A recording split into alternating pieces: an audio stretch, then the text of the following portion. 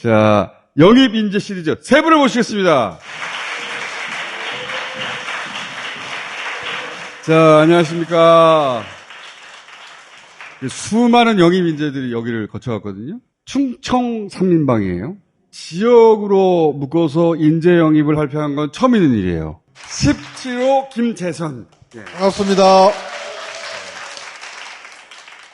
본인 워딩으로 본인 소개를 이제. 예, 저는 17호 영입인재인데요. 대전 중구 사람 김재선입니다.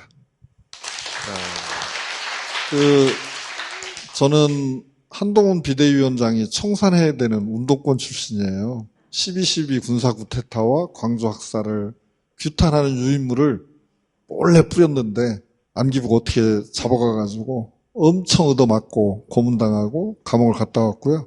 그 후로 시민 주권, 시민 권력을 실현하는 일, 또 정부가 유능하게 어떻게 잘 일하게 할까 하는 일을 주로 평생 동안 해왔습니다. 많이 응원해 주십시오. 고맙습니다. 우리 17호 시민 영역에서 오래 활동을 하셨는데 본인의 특기가 뭔지 설명해 주십시오. 사회 문제를 새롭게 해결하는 방식을 사회혁신이라고 불러요. 예를 들어 설명해 주세요. 네. 대전에 이제 엄마들의 여러 고민들이 있는데 동네마다 도서관이 있으면 좋겠다. 시나 구에서 그거 하나 지으려면 30억 원 이상이 들어요. 그러니까 그거 기다리다 보면 우리 아이들은 초등학교를 졸업하고 맙니다. 작은 도서관들을 동네에서 14개 만드는 걸 제가 도왔어요. 어떻게 해요? 예를 들어서 구립도서관을 하던 도서관을 세금으로 만들려면 절차도 길고, 그죠? 그게 이제 30억에서 150억 정도 운영비가 별도로 드는데요. 엄마들이 스스로 배우고 십시일반 돈 모으고 기부금 좀 받아서 14개 마을어린이 도서관을 만들었고 공간을 어떻게 마련했어요? 동네 엄마들이 십시일반 모으고 또 동네에서 좋은 일 한다니까 우리 공간을 저렴하게 주겠다라고 하는데 동네에 있는 부동산을 가진 분들 중에 야, 요 공간을 저렴하게 여기 써라 라고 내놓는 분들이 생겼다? 예, 좋은 일 하니까 지갑을 열어달라고 요청하는 훈련도 많이 시켜드렸어요. 그 엄마들이 처음에 우리 애기 사투리를 해주세요. 그럼 지금부터. 그 엄마들이 누구한테 신세 져본 적이 없잖아요. 근데 우리가 아이를 한 명 제대로 키우려면 아니 방금 전에 그 충청도 사투리 그렇게 할게요. 그 아이들을 그렇게라도 해주세요. 혼자 키우기 어렵거든요. 함께 어우러져야 되거든요. 엄마들이 그런 것을 할 수 있도록 스스로 공부하고 배우면서 새로운 엄마가 됩니다. 아이들도 함께 어우러져서 성장하게 되고요. 민간에 사는데 공공적인 문제를 해결해 줘요. 그래서 저는 이거를 새로운 공공이라고 부릅니다. 이 14개 마을 어린이 도서관이 만들어지고 나서 다음 시장 선거에 나온 모든 분들이 다 선거 공약으로 작은 도서관을 다 만들겠습니다. 근데 뭘 안 했냐면요. 그분들이 엄마들의 역량을 키우고 엄마들과 엄마들이 연결되게 하고 지역사회에서 연결시키는 건 안 했어요. 공간만 마련했구나, 공간만. 그렇죠. 시설 만들어주고 책을 갖다 놓는다고 해서 아이들이 살아 숨쉬는 공간은 안 되죠. 그래서 제가 서두에 시민 주권, 시민 권력 우리의 문제는 뭐다라고 이야기할 권리가 우리한테 있거든요. 최백원 교수님 얘기하는 것처럼. 그러면 그 문제를 어떻게 해결할까? 그 방법도 우리가 결정할 수 있어야 됩니다. 시민사회의 창의력을 베이스로 해서 문제를 해결하는 거네요. 이해 당사자가 직접 참여하면 비용도 적게 들고 훨씬 성과 있는 일을 할 수가 있어요. 우리 도시 문제에서 교통이 밀린다. 그러면 보통 어떤 정책을 결정하냐면요. 도로를 넓히자 그래요. 그렇죠. 도로를 넓히는 사이에 차가 더 많이 늘어나 버려요. 그래서 소위 말해서 공급자 중심의 사고는 문제를 해결시키는 게 아니에요. 그 사이에 차가 더 늘어나서 교통 혼잡은 더 커져요. 그런데 그 도로 옆에서 아이 키우는 엄마는 자동차 매연이 더 문제일 수 있어요. 자동차가 정체해 있으면 자동으로 엔진이 꺼지는 장치를 만들어준다거나 매연 저감 장치를 해주는 것이 실제 문제 해결인 거죠. 그러면 자동차가 없는 청년들은 어떻게 해야 됩니까? 그거는 모빌리티 수단을 줘서 안정적이고 정시성이 있는 교통수단을 줘야 되거든요. 근데 사람들이 교통이 밀린다 그러면 다 도로 늘리는 것만 생각해요. 실제 그 문제 때문에 고통당하고 어려움 겪는 사람들이 뭐 때문에 그런지를 묻고 그러면 어떻게 해결하면 좋은지 대안도 만들어가야 됩니다. 이런 걸 제일 잘한 정부가 어느 정부 같아요? 예, 문재인 정부가 이걸 굉장히 열심히 했고요. 사회혁신 수석실도 두고 정부 혁신 추진도 강력하게 했습니다. 정부라고 하는 것은 사회 문제를 해결하는 게 돼야 한다. 그렇죠. 그래서 사회적 가치 중심으로 정부 운영하겠다. 우리 이재관 위원장님도 그 일을 열심히 하신 분이에요. 그 일환으로 지방자치가 지방자치를 함께 해야 되는데 이놈의 입법이 엉망이어가지고 지방자치법 전면 개정이 수십 년간 수건이었습니다. 여전히 불만을 많이 갖고 계시지만 그거를 함께 해결해 주신 분이니까. 야, 자 지금 막 서로 품앗이가 이루어지고 있어요 지금. 제가 같이 다녀보니까 신 교수님이 말씀을 너무 잘하셔. 신 교수님 스토리가 극적이다 보니까 신 교수님한테 이제 묻게 돼 있어요. 왜 관뒀냐? 아직 민주당으로 왜 왔냐는 물어보지도 않았어. 이재관 위원장님이 갑자기 삼행시를 해가지고 제가 충격을 많이 받았어요. 충격이에요. 충격이에요. 혼자 그렇게 준비했어요? 두 분은 같이 다니세요, 일단.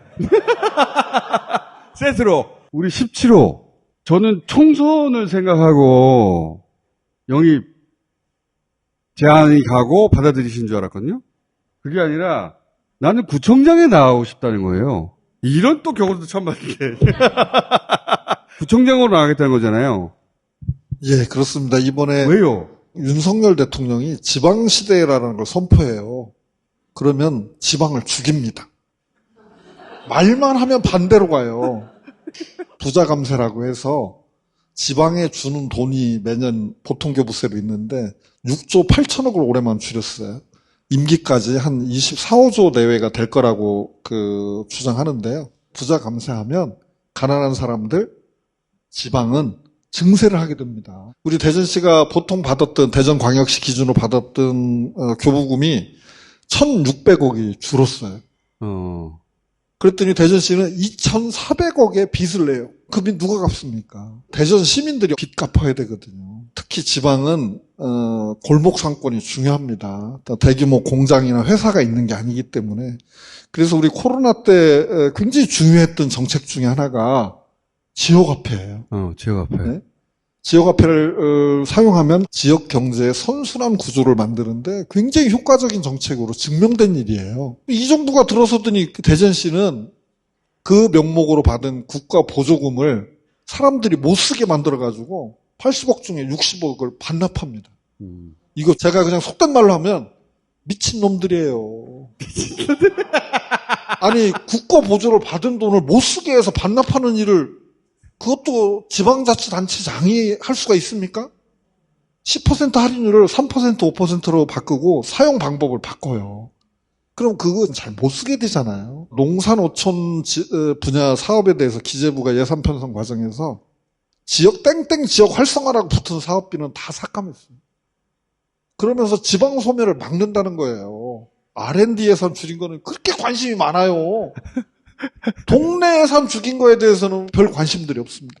사실은 우리 문제잖아요. 참을 수가 없어서 전임 구청장이 국민의힘 출신이거든요. 그분이 당선 무효형을 받아서 골석이 됐는데 제가 마침 그 동네에 살고 있어서 같이 일했던 분들이 당신이 좀 한번 이번에는 해보는 게 어떨까. 청장 한번 해봐라 당신이. 네. 박근혜 이명박 정부 때 나라를 지켜주고 세상을 바로잡았던 게 민주당의 기초자치단체장들이에요. 혁신적인 자치를 해서 예를 들자면 치매 노인들이 많아지는데 치매 노인들을 제대로 돌보고 지원하는 원스톱 치매센터 누가 만들었을 것 같아요? 김성환 의원이 만들었어요. 구청장 시절에. 시민들의 생활 하나하나를 돌보게 하는 거 그런 일들을 많이 했거든요. 그래서 탄핵과 같은 일이 겪어도 나라의 기반이 흔들리지 않았어요. 그래서 기초단체장을 내가 해야 되겠다. 망해가는 대전광역시 중구라고 욕할 게 아니라 어려우니까 기회가 있다. 새롭게 갈 수 있는 길을 제가 한번 만들고 싶다. 대전에 오면 성심당이라고 혹시 아세요? 딸기시로 그 줄 엄청 쓰더라고요. 저도 그거 2개나 사느라고 딸내미가 하나 사오라고 시키고 힘들었슈. 힘들었슈. 근데 거기에서 40m만 더 들어가면 다 다르다 책방이라고 있어요. 10평도 안 되는 책방인데요.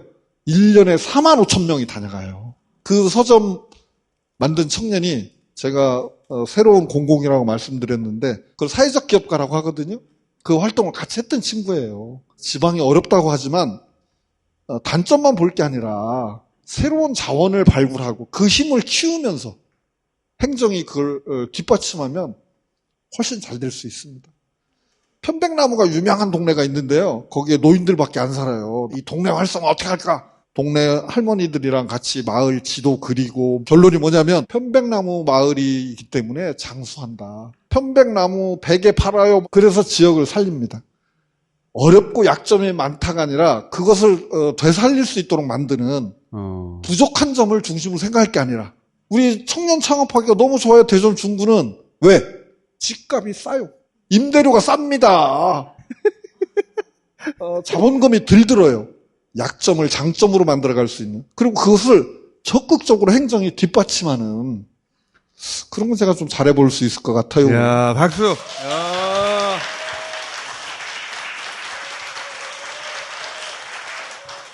아니, 총수님, 저 건의사항인데 제가 여기 와보는 게 꿈 중에 하나였는데 드디어 왔는데 네. 진보 한 잔 안 줍니까? 진보.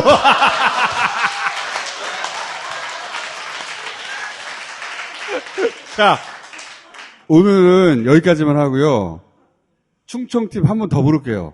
왜냐면은 충청팀은 독특한 조합이고 그리고 이 잘 섞어놓으면 굉장히 재밌을 것 같아요.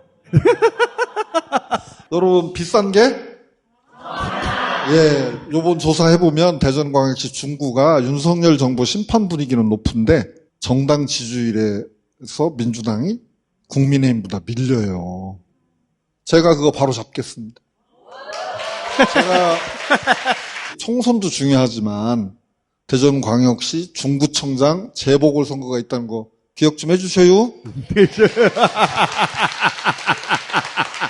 자, 오늘 여기까지 하겠습니다. 감사합니다.